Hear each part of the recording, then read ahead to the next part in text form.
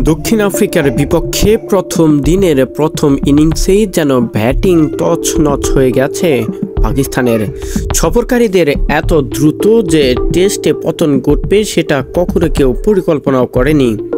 প্রথমে ব্যাট করতে নেমেছিলেন শান মাসুদ আর সাইম আউপ, দুজনে করেছেন 17 আর 14 করে।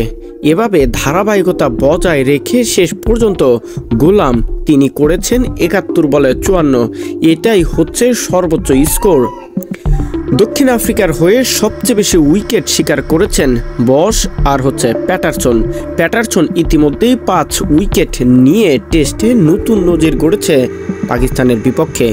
এরপর বস 4 উইকেট নিয়ে আরও একটা ব্রেক থ্রো এনে দেন দক্ষিণ আফ্রিকাকে। ওডিআই সিরিজে পাকিস্তানের কাছে ধবলধোলাই হওয়ার পর টেস্টে যেন একটু নড়ে চড়েই বসেছে দক্ষিণ আফ্রিকা।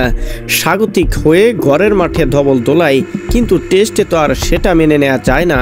পাকিস্তানের বিপক্ষে নতুন বোলারদের পরিবর্তন নিয়েই মাঠে নেমেছে, আর সেটাতে যেন সফলতা পাচ্ছে দক্ষিণ আফ্রিকা। পাকিস্তানের হয়ে উল্লেখযোগ্য পূর্ণ অবদান কেউই রাখতে পারেননি, বিশেষ করে বাবর আজম, রিজন কেউই ভালো খেলতে পারেননি।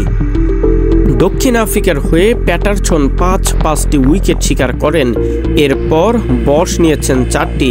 এভাবেই সর্বশেষ যেন 200 রানের মধ্যেই সবকিছু শেষ হয়ে যায় পাকিস্তানের ব্যাটিং অর্ডার।